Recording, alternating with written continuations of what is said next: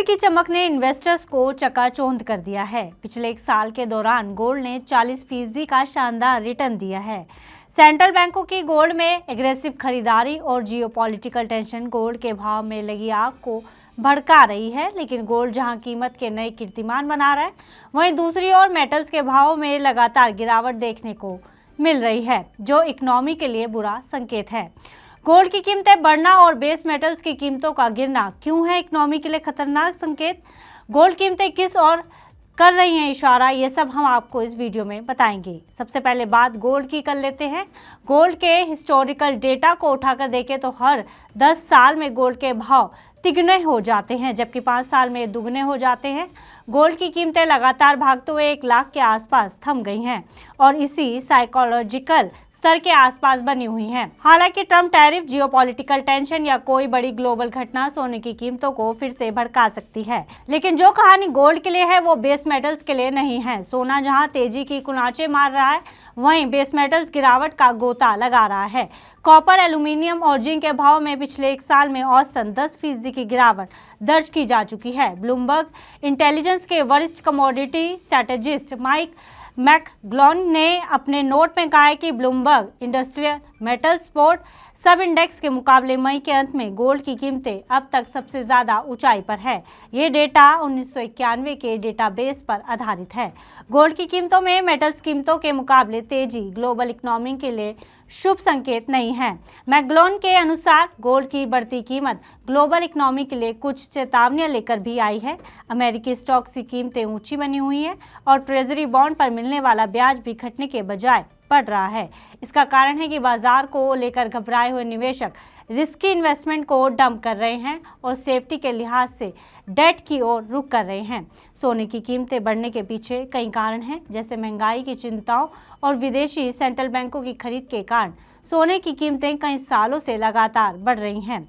Central bank धीरे धीरे अमेरिकी डॉलर के अलावा दूसरी एसेट्स में निवेश करके अपने इन्वेस्टर्स में डाइवर्सिफाई कर रहे हैं। अमेरिकी रिटेल निवेशक भी इसमें शामिल हो रहे हैं और वो सुरक्षित इन्वेस्टमेंट के रूप में सोने में जमकर खरीदारी कर रहे हैं। बैंक ऑफ अमेरिका के एक सर्वे में भी गोल्ड को निवेश के लिए लोगों की सबसे पसंदीदा एसेट माना गया है। अगर सोने की बात करें तो पिछले एक साल में लगभग 40% की तेजी दिखा चुका है और जब सोना बढ़ता है इसका मतलब कहीं ना कहीं टेंशन है, इकोनॉमी अच्छा परफॉर्म नहीं कर रही हो, ऐसा ही होता हुआ दिखाई दे रहा है। क्योंकि सोने में जिस ढंग से तेजी बनी है उसके विपरीत हमने मेटल या बेस मेटल की बात करें उसमें गिरावट आती हुई दिखाई दी, चाहे कॉपर हो, जिंक हो, एल्यूमिनियम हो।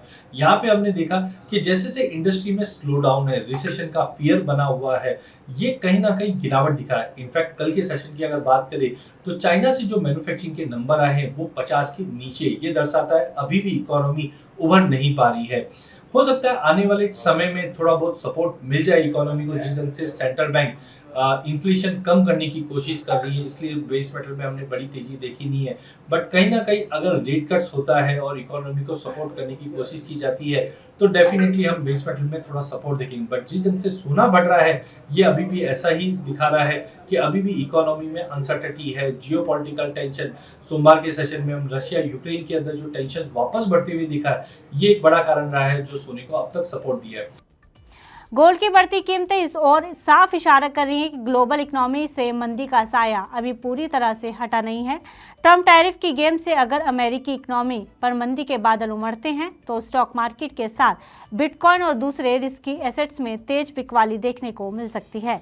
निवेशक इन एसेट्स से पैसा निकालकर सुरक्षित निवेश यानी सोने में इन्वेस्टमेंट करेंगे, जिससे सोने की कीमतें फिर रिकॉर्ड हाई पर पहुंच जाएंगी।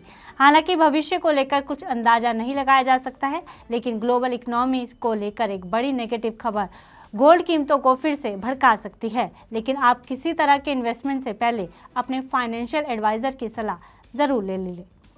फिलहाल इस खबर में इतना ही। बिजनेस से जुड़ी अन्य खबरों के लिए देखते रहिए मनी 9।